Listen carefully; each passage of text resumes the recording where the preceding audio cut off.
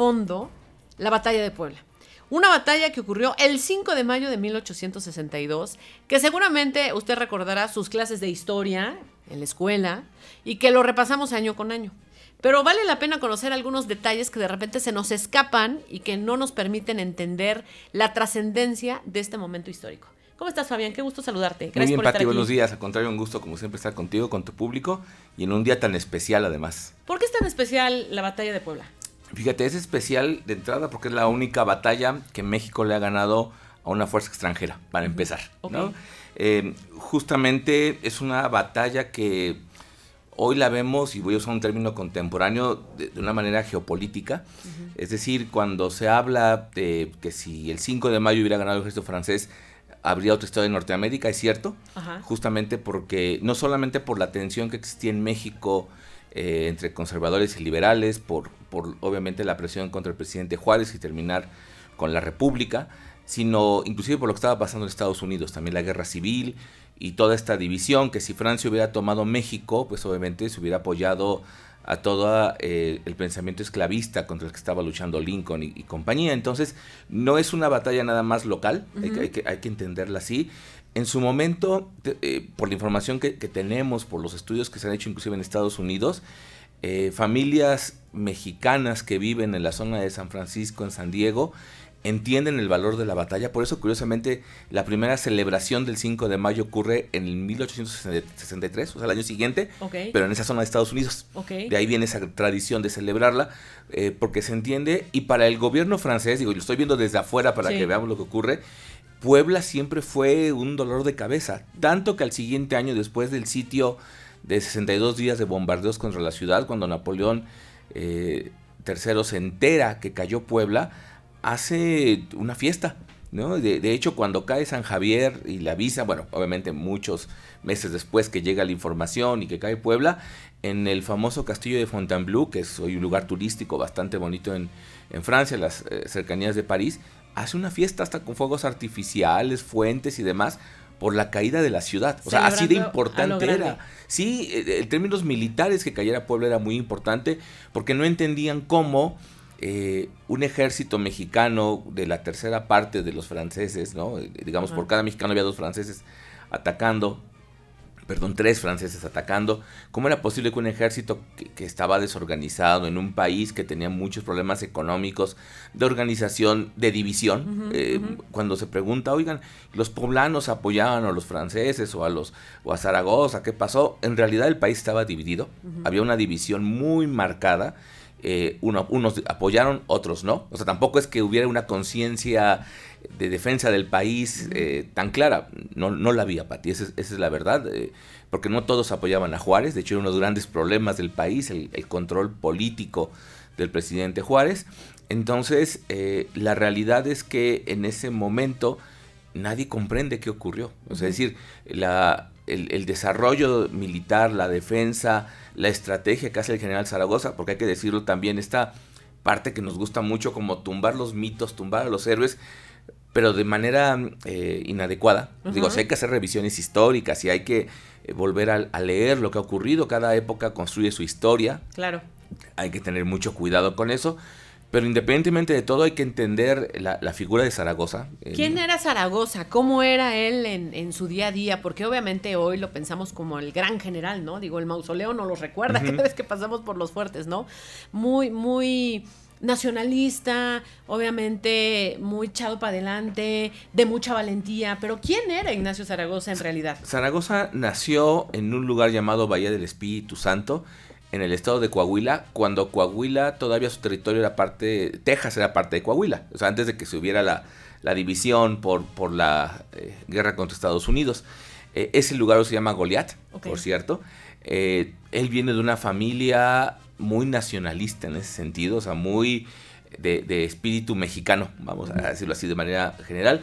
Y Zaragoza no tuvo una educación militar formal, es decir, no fue a colegio militar, no se entrenó como un militar en ese sentido educativo, sino fue un militar de facto, digamos, de trabajo constante, de aprender, digamos, en el campo de batalla, pero alguien que desde muy joven mostró ese talento militar. Hay que recordar que después de la independencia de México, este territorio que era la Nueva España, que se va a convertir en el Imperio Mexicano y luego ya en los Estados Unidos mexicanos a partir de 1824, es un territorio que no la pasa nada bien.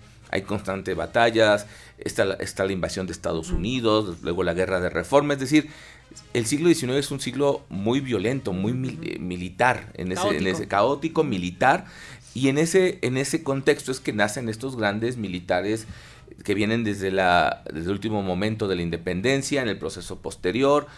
Por eso Santana de momento tiene mucho poder, y Zaragoza es uno de esos militares que le toca apoyar, digámoslo así, a los ejércitos, y ahí aprende, ¿no?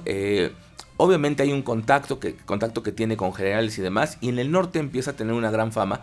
De hecho, Pati, la macroplaza de Monterrey, en realidad es la Plaza Ignacio Zaragoza, frente al Museo de Arte Contemporáneo de Monterrey. De hecho, hay una escultura a caballo de Zaragoza, casi nadie la ve, pero ahí está, porque en el norte empieza a tener muchísima fama, justamente siempre del lado de la República, y eso hace que el propio Juárez lo invite a ser ni más ni menos ministro de Guerra y Marina, es decir, lo que vendría al general más importante, al secretario de Marina, bueno, en esa época unidos, ¿no? Sí, claro. Imagínate, y Zaragoza tenía 32 años, Pati. O sea, eso también, pensamos de momento un general de 50, 60, no, Pati, cuando es ya ministro, con la experiencia, ya formado, etcétera. Ya como ministro tiene 32 años. O sea, es tremendamente joven si hoy consideramos la experiencia que se necesita para llegar a un cargo así, pero en realidad era producto de todo ese trabajo, y por eso cuando se sabe ya que Francia no quiere pagar y que no respeta los tratados de la Soledad, ese tratado que se firma en este lugar de Veracruz, por eso se llama la Soledad, de poder reconsiderar la deuda que tiene México con España, con Inglaterra y Francia, cuando se dan cuenta que Francia no va a hacer caso, justamente el presidente Juárez tiene que pedir que se haga toda una estrategia de defensa militar, no hay de otra. Zaragoza es ministro en ese momento, pero le pide a Juárez dejar este ministerio para ser un general en campo de batalla. O sea, imagínate, digamos, dejar el escritorio no diría con esta tranquilidad, pero digamos, no arriesgando la vida. Y dos detalles importantes de Zaragoza que son un poco extraños. Cuando él se casa con su esposa, con Rafaela Padilla, él no se casa físicamente. Resulta ser que tenía una orden militar de tener que estar haciendo trabajo militar, y le había costado mucho trabajo convencerla de casarse, entonces le da un poder a su hermano para que se case en su nombre, porque al final de cuentas es un contrato civil. Entonces Zaragoza no se casa con su esposa, o sea, se casa, pero no físicamente. ¡Qué locura! Sí, y luego en enero del 62, cuando ya hay que estar preparando todo esto, su esposa está muy enferma, muere, y Zaragoza no puede estar con su esposa porque está atendiendo indicaciones militares. Ese es un detalle importante, porque cuando se hace el monumento de que acabas de decir, y regresan los restos de Zaragoza a Puebla en los años 70, ¿no? Hay que recordar que en el 62, por el centenario, no están aquí los restos, están en Ciudad de México, pero cuando se regresan después, pues resulta ser que los restos de Zaragoza están con los de su esposa en el monumento, y uno diría, ¿y por qué la esposa? Porque inclusive había un parque que tenía el nombre de su esposa, ¿no? Rafaela Padilla, el parque Rafaela Padilla. Exactamente, eso, como, ¿por qué? Bueno, pues porque aunque no fue una heroína en el sentido militar, pues su relación de estar casada con el ministro y con el general, pues le hizo que parte de su vida no fuera completa, por decirlo de alguna manera, por el patriotismo de Zaragoza. Oye, qué dramático. Sí, la palabra es dramático, imagínate. El inicio y el final. Oye, para cerrar este primer bloque, Fabián, ¿tuvieron descendencia? No, ese es todo un tema, no tuvieron descendencia, y eso también, si uno ve la vida de estos, o lee la vida de estos generales, en el caso particular de Zaragoza, pues por eso es que salen historias perfectamente noveladas, y de hecho por eso a finales del 19 se hace una biografía de Zaragoza novelada, por todo esto, porque en realidad este resumen de vida que acabo de hacer así pequeñito, pues ya nos muestra a alguien que como dicen las grandes historias, pues estaba destinado a esta historia, y al haber ganado esta batalla importantísima, digo, no solo para México, sino para el continente. Oye, pues vamos a la pausa. Estamos platicando con Fabián Valdivia, historiador, hoy entendiendo la trascendencia de la batalla de Puebla. Soy Pati Estrada, ustedes escucharon noticias a través de Oro 94.9, solo hits.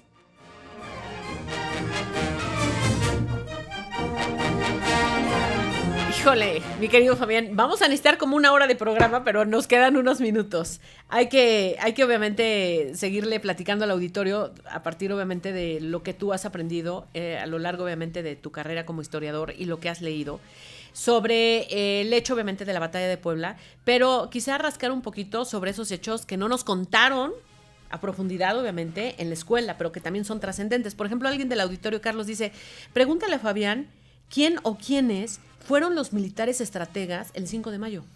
Fíjate, es una pregunta muy buena. O sea, obviamente la estrategia de Zaragoza es importante en términos temporales. Zaragoza llega el 3 de mayo, okay. O sea, 2 días antes de la batalla, y de hecho, por los telegramas que manda al ministro de Guerra y al presidente Juárez, porque hay que decirlo, había una línea telegráfica.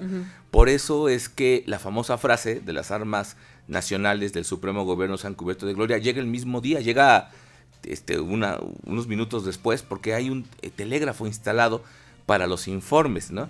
Entonces, Zaragoza manda telégrafos y llega el 3 de mayo y él encuentra una ciudad que no está preparada para la guerra. O sea, lo único que hay es una fortificación en torno a la capilla de la Virgen de Loreto, que había hecho el ayuntamiento en 1814, imagínate, casi 50 años antes, que la habían hecho para defenderse de los insurgentes, que sería el inicio de la independencia. Entonces, él no encuentra una ciudad preparada. Entonces, la estrategia de que la comandancia general esté en la Iglesia de los Remedios, ahí en la 8 Oriente y la 22, justo le permite ver el camino de Amozoc, donde vienen los franceses, le permite ver la ladrillera, que sería hoy el Parque Ecológico, le permite ver los cerros y le permite ver el centro.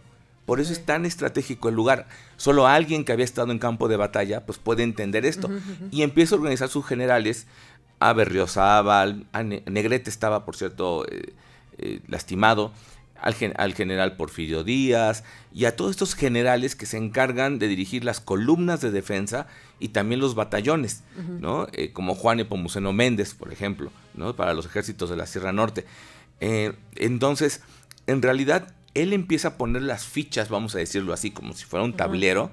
Hemos visto imágenes de los generales con unos mapas y moviendo piezas. Sí. Así era. O sea, eso es real. Y dando informes y mandando los informes a caballo. Pero en realidad los que van a tomar las riendas, ahora sí se vale hasta la figura retórica, de la batalla y saber qué hacer, pues son los generales que tiene. Oye, déjame entender algo. ¿Qué capacidad militar tenía el país en ese momento? ¿Y cómo convencen a tanto ciudadano de unirse al movimiento? Muy buena pregunta, Pati. Mira, justamente cuando Zaragoza escribe el 3 de mayo por la noche, llega a las 9 de la noche el telegrama, ¿no? Él está diciendo que el enemigo todavía está en Acatzingo, ¿no? Y que él tiene 3,000 hombres nada más. Imagínate, ¿no? Frente a los que venían, que eran más de 7,000. ¡Qué nervios! Así. 2-1. Exactamente.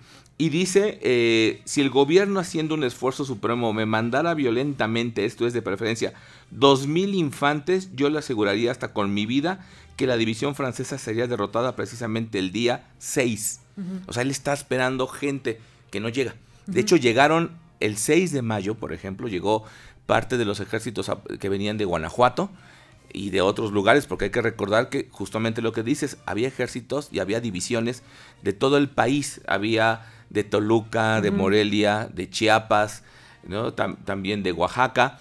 Estaban, y eso fue un tema, Pati, porque había una ley que obligaba a los distritos, no había una división municipal como hoy la tenemos, sino los distritos, mandar ejércitos. Por eso se pide al distrito de Zacapuaxtla, que así se llamaba el distrito, pero en realidad el distrito de Zacapuaxtla, la mayor extensión era Tetela, ¿no? Entonces vienen ejércitos de Tetela, de Cuetzalan, de Zacapuaxtla, pero les repito, la mayor cantidad de personas eran de Tetela, aunque se llamaba así el distrito, porque si hay una ley que obliga a que en un caso como este de la batalla, se pida a los ejércitos de los distritos vengan a apoyar. Por eso se les pide desde antes que estén aquí. ¿Y estas personas tenían como conocimientos básicos? Pues machetes, piedras, mano palos. a mano, exacto. Sí, tener una instrucción muy básica, Pati, hay que decirlo, contra un ejército que venía perfectamente organizado, que estaba considerado el más fuerte del mundo y que además con las invasiones que se habían hecho a África, habían sumado, como lo hacían los romanos, a los mejores ejércitos de cada región. Entonces traían a unos ejércitos muy fuertes, formados por hombres de Argelia, que son los suavos, como decimos en español, que era gente dura de batallas en los desiertos y demás, pero que obviamente la codicia de Lorenzés de decir, pues vamos a ganarles muy fácil, la soberbia, ¿no? Bueno, de entrada Zaragoza y el ejército está en una posición alta. Todos los militares saben que cuando estás en la parte de abajo, de entrada ya tienes una posición que no es la mejor para atacar y se lanzan. De hecho, los bombardeos que empiezan en la tarde, bueno, en la mañana, los cañonazos contra los fuertes por parte de los franceses, ni siquiera les generan bajas a los mexicanos porque están muy lejos. Es decir, Lorenzés hace una serie de errores, también hay que decirlo, pero que eso no implica que Zaragoza no haya tomado grandes decisiones, que también hay que decirlo. O sea, tan los franceses les ganó la soberbia, como los mexicanos hicieron una buena defensa. ¿Y teníamos suficientes cañones? No, en realidad... ¿Y cómo se defendían entonces de los cañonazos? Pues mira, en realidad como la zona de ataque que va a ser Guadalupe, pues está arriba, pues es más difícil que digamos que lleguen los cañonazos. Primero, por eso se decide el mano a mano, el ataque directo. Por eso estas columnas que Zaragoza hace 4 columnas de defensa que se reúnen en la plazuela de San José, luego las regresan, las van moviendo y esas columnas son las que van a poder reforzar las zonas laterales y los franceses entonces entran directamente al mano a mano intentando subir el cerro, pues les va muy mal. A las 2:30 de la tarde Zaragoza escribió un telegrama donde él dice que ya van ganando los mexicanos. Hay que pensar que la batalla, de acuerdo a los telegramas, comenzó a mediodía, ¿no? Entonces 2:30 de la tarde Zaragoza informa que ya el ejército mexicano va ganando, que los franceses intentaron varias veces entrar a Guadalupe, no pudieron. Punto, comienza a caer un aguacero, que además pues va a beneficiar, hay que decirlo, ese aguacero sí ayuda también a la batalla. Repito, no es fundamental, porque cuando empieza a llover ya va ganando el ejército mexicano. O sea, la estrategia de Zaragoza de defenderse desde arriba, usar las columnas laterales, le está funcionando. Y la lluvia, también hay que decirlo, le acaba de servir. Hay que pensar que los ejércitos de la Sierra Norte están en el mano a mano, con huaraches, en un cerro donde no había árboles. Estaba pelón, como decimos, había magueyes, pero que ellos tienen, digamos, por las condiciones geográficas donde habitan y pues por conocimiento obviamente cotidiano, pues mejores condiciones para moverse que los franceses, que traen botas, que no traen un uniforme adecuado. Pero lo cierto es que independientemente de los errores de Lorenzés, la lluvia y demás, la defensa de Zaragoza pues fue una defensa heroica hasta por las armas, Pati. Oye, ¿cuántas horas de combate? 5 horas aproximadamente. O sea, uno imagina que fue muy larga, de días. Fueron 5 horas, en realidad porque no hubo una estrategia de sitio, es decir, de colocar cañones a un tiro donde pudieran hacer daños y estar ataque y ataque, no, fueron directo. Oye, ¿no? Y en esas 5 horas se sabe cuánta gente perdieron los franceses, cuántas personas perdimos nosotros. Zaragoza lo dice al final muy rápido, después va al campo de batalla y hace un informe formal. O sea, él lo recorre. Sí, lo recorre. El telegrama lo escribe, se recibe en México a las 5:49 y dice Zaragoza el 5 de mayo de 1862, las armas del supremo gobierno se han cubierto de gloria, el enemigo ha hecho esfuerzos supremos por apoderarse del cerro de Guadalupe que atacó por el oriente a derecha e izquierda durante 3 horas. Fue rechazado 3 veces en completa dispersión y en estos momentos está formado en batalla fuerte de más de 4,000 hombres frente al cerro fuera de tiro. No lo bato como desearía porque el gobierno sabe no tengo para ello fuerza bastante. Calculo la pérdida del enemigo que llegó hasta los fosos de Guadalupe en su ataque de 600 a 700 entre muertos y heridos. 400 habremos tenido nosotros. Sírvase usted dar cuenta de este parte al ciudadano presidente, firmado Ignacio Zaragoza. Oye, ¿y qué crees que tuvieron que, digamos, a lo mejor hasta en esas pláticas previas, ¿no? Porque obviamente pues es el combate, pero yo creo que también hay un tema de patriotismo, de heroísmo, de un discurso nacionalista, de que vamos con todo y contra todos, ¿no? Y hasta donde lleguemos. O sea, tú sí ves a Ignacio Zaragoza en esa parte psicológica, ¿no? Mental, de darles también fuerza a los combatientes. Sí, y además la escribió, que es lo mejor, porque se sabe que en la madrugada, a eso de las 4 de la mañana, o sea, él cree que llegan el 6, le informan que no, que ya están los franceses en Amozoc, entonces él dice, ya nos tenemos que preparar. deja escrito esto. Fíjate que a finales del siglo XIX se publican los telegramas, los informes y los textos de Zaragoza. Ya en el Porfiriato, que se ensalza la figura de Zaragoza, como Porfirio Díaz había sido uno de los generales, pues él impulsa muchísimo la batalla, se hacen inclusive óperas, novelas y demás, y se publican todos estos informes, que son los que estoy leyendo, y se imprime lo que él dijo Zaragoza. Les dijo: soldados, os habéis portado como héroes combatiendo por la reforma, vuestros esfuerzos han sido coronados, giro la página, siempre del mejor éxito, y no una, sino infinidad de veces habéis hecho doblar la cerviz a vuestros adversarios. Lomalta, Silao, Guadalajara, Calpulalpan son nombres que habéis eternizado con vuestros triunfos. Hoy vais a pelear por un objeto sagrado, vais a pelear por la patria, y yo me prometo que en la presente jornada les conquistaréis un día de gloria.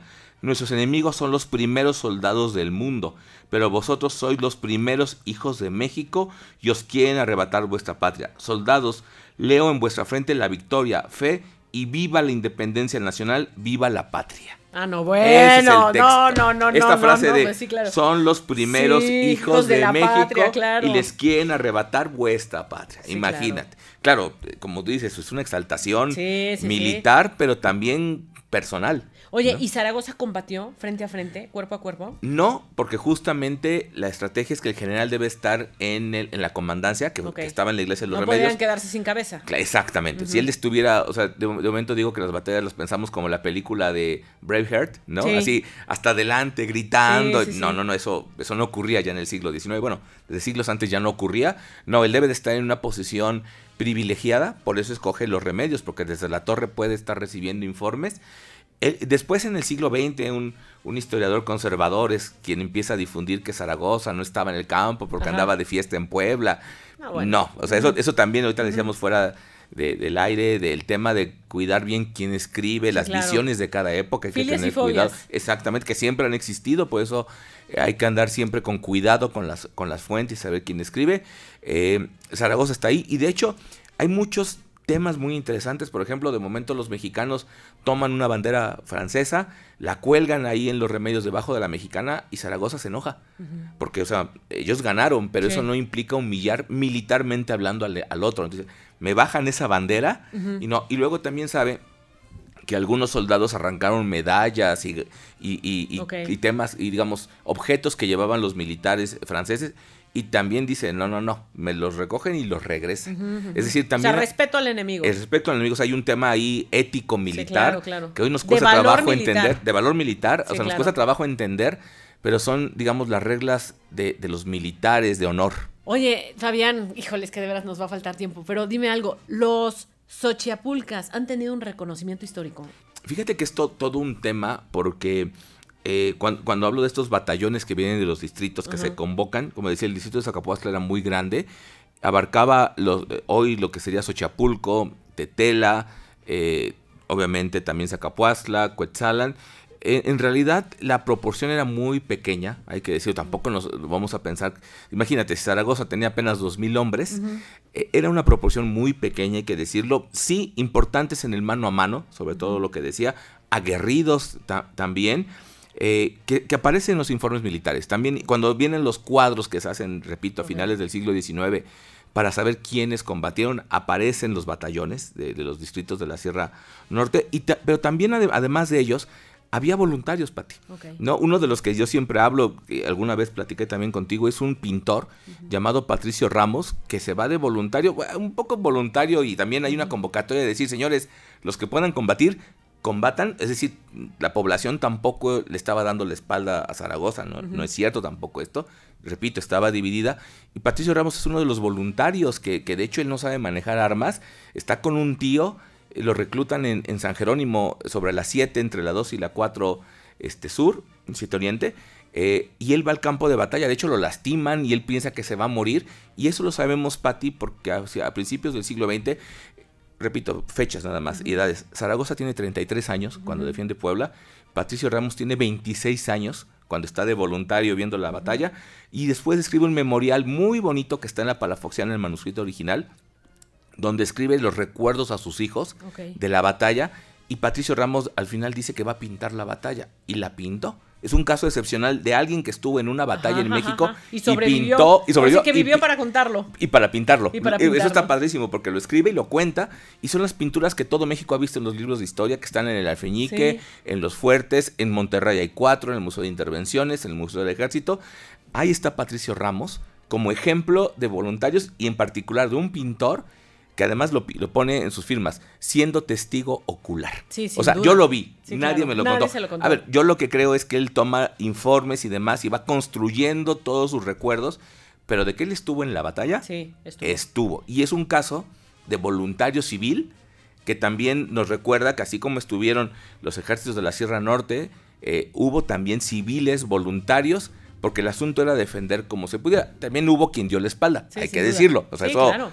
Hay que tomarlo en cuenta, pero tampoco es un negro-blanco tan contrastado. Oye, Fabián, ya para ir cerrando, ¿en algún momento el general Zaragoza se sabe si tuvo o no una aspiración política? Fíjate, ese es todo un tema porque la biografía de Zaragoza, una biografía muy buena, se escribe justamente a finales del 19, todavía con esta visión muy liberal. Un gran historiador de Puebla, el doctor Sergio Rosas, está preparando una nueva biografía con datos nuevos de Zaragoza y demás. Mira, lo que se lee hasta ahorita es que en realidad Zaragoza era más bien un hombre comprometido con el tema militar. De hecho, hay que recordar que después del 5 de mayo, al otro día, sigue pensando en cómo defender Puebla porque sabe que van a regresar los franceses. Se va hacia la zona de Acatzingo y demás para revisar desde ahí cómo defender. Y durante los meses posteriores a la batalla se acaba enfermando. Le escribe a Ignacio Mejía, que está aquí en Puebla, una carta donde le pide un lugar para descansar. Le consigue una casa junto al convento de la Santísima Trinidad, hoy Avenida Reforma, entre la 3 Norte y 5 de mayo. ¿De qué muere Zaragoza? De tifus, de una enfermedad vinculada a condiciones no limpias, insalubres en realidad. Y muere el 8 de septiembre en la madrugada. La casa ya no existe, es donde está ahora la tesorería municipal. Por eso se llama Edificio Ignacio Zaragoza, porque ahí estuvo la casa donde murió Zaragoza. Y mira, él muere porque se contagia de una enfermedad vinculada con la insalubridad del campo de batalla. Él podía ser un general que podría estar dirigiendo claro. en otras condiciones, pero él andaba con la tropa y eso ya te dice. O sea, él ya ganó el 5 de mayo. Oye, ya un auténtico liderazgo. Liderazgo, sí, que claro. Es reconocido inmediatamente por Juárez. Por eso Juárez firma el decreto 3 días después, aunque va a ser publicado a finales de septiembre, donde esta ciudad se va a llamar Puebla de Zaragoza. Pero imagínate, o sea, muere por contagiarse con la tropa. Pudo haber tenido a lo mejor una carrera, bueno, todavía. Pues ya había sido ministro. No existe, ya era ministro, imagínate, pero, pues, y renunció. Oye, en una de esas Juárez lo hubiera visto como un gran prospecto, ¿no? O sea, él podía haber dicho, ya gané la batalla, me regreso a Ciudad de México, al Ministerio de Guerra, y ahí les encargo. Ya lo que designa el presidente. No, al campo de batalla inmediatamente. Oye, Fabián, y ahora sí para cerrar, ¿qué crees que la historia enaltece más de la batalla de Puebla? ¿Y qué crees que la historia pasa por alto de la batalla de Puebla? Fíjate que esa respuesta tiene que ver con cada quien cómo va escribiendo la batalla, ¿no? En el Porfiriato se rescata la memoria de la batalla del 5 de mayo. De hecho, cuando le piden a José Guadalupe Posada, que hizo la Catrina, ilustrar una serie de libros para niños de historia, los primeros que se hacen, el último volumen de más de 100 es la batalla del 5 de mayo. O sea, ahí termina la historia, digamos, de ese México, ¿no? Después, en el nacionalismo mexicano, se toma la imagen de Zaragoza, sobre todo por haber ganado una batalla contra un ejército intervencionista. En el centenario, en 1962, pues se hacen muchas obras para enaltecer Puebla, vaya hasta la autopista, ¿no? Etcétera, etcétera. Y cuando se celebran los 150 años, fíjate que es interesante porque se rescata mucha información, como esta que digo, el manuscrito de Patricio Ramos, los informes de guerra, para darnos una idea de la trascendencia. Ahora, ¿por qué se ataca Puebla? O sea, lo que también decíamos fuera del aire, Napoleón III está obsesionado en tomar Puebla. Bueno, porque sabemos desde la fundación la posición geográfica es un privilegio, entonces Puebla debe ser tomada para controlar prácticamente México. Y eso te podría decir que es lo que se olvida en la historia. O sea, ¿por qué es tan importante Puebla? Porque como sigue ocurriendo hasta hoy, en términos hoy empresariales y de otro tipo, Puebla acaba siendo el bastión geopolítico de la región centro-sureste, hasta hoy. Entonces, eso ocurre. Y también entre el pleito entre conservadores y liberales, esta idea errónea de que Puebla fue conservadora, cuando de hecho era bastante liberal, también va cambiando con el tiempo. O sea, es decir, la Puebla Mocha que Zaragoza dijo que había que voltar los cañones. Sí, el 9 de mayo cuando escribe ese telegrama se ve que está bien enojado. Ese día no llegó el agua o algo ocurrió porque estamos ante también un ser humano. Claro. Un general que sí, con un heroísmo, unas ideas claras, pero que si no llega el agua o la comida, estoy suponiendo, Pati, sí, ¿no? Por supuesto. Pues claro que se va a enojar con los habitantes para decir, oigan, estamos aquí muriendo, defendiendo la patria y no nos dan... Los estamos defendiendo y ni un pan nos arrojan. Exacto, claro, cualquier persona se va a enojar. A ver, si hoy con todos los estudios de comunicación, de cómo tienes que hablar, los gobernantes meten más de una vez la pata, ¿no? Claro. Pues imagínate un general que está ahí en campo de batalla, que acaba de ganar una batalla y sabe que hay presión. Es un humano también, o sea, no tenemos que perder de vista y tampoco podemos tomar los errores como este telegrama para definir una personalidad y borrar los elementos. A veces es más fácil destruir, hacer chismes, irnos por esta parte, que hacer el esfuerzo de entender al personaje, su época y la trascendencia, Pati. Oye, ¿qué clase nos acabas de dar, mi querido Fabián? Qué gusto tenerte aquí. Gracias, obviamente, por venir. Sé que es un día no feriado, que además dicen, oye, después de lo que acaba de explicar Fabián, debería ser un día feriado, por supuesto, ¿no? No solamente con un impacto, a lo mejor, yo digo que no es forzosamente un impacto local, pero claro, a lo mejor en Monterrey, pues esta fecha les pasa por alto. Y mira ahí, que fue héroe por allá, por eso decía, que tengan por ahí, obviamente, también su reconocimiento. Zaragoza, ¿no? Las ciudades donde vinieron batallones, como se llama Morelia, o el estado de Chiapas, o de Oaxaca, Toluca, pues porque también tendrían que hacer algo, ¿no? Porque sí fue una batalla nacional en ese sentido. Yo creo que es una gran oportunidad para los próximos 6 años que a lo mejor la presidenta, ¿no?, le ponga especial énfasis a la batalla de Puebla y con este reconocimiento nacional. Pero bueno, pues yo creo que nos ha quedado claro, como tú dices, entender al hombre, a las circunstancias, la época, ¿no?, la coyuntura y sobre ello, pues darle el reconocimiento que merece pues todo un equipo. Porque claro, siempre en un equipo hay una cabeza y el general Zaragoza es la persona que más recordamos, pero al final, si no hubiera él tenido la posibilidad de estar acompañado por mucha gente valiente, que no lo estaba haciendo, ojo, por un cargo público, no lo estaba haciendo por un huesito en el gobierno, lo estaba haciendo por un auténtico espíritu patriótico, pues hoy no estaríamos acá.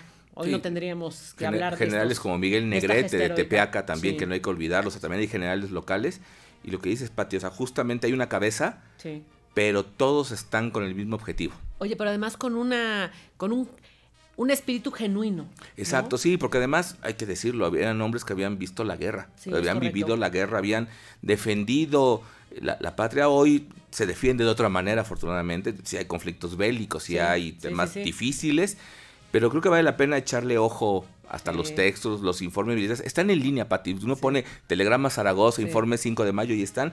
Y hay que leer sus palabras, son bastante inspiradoras, siguen funcionando.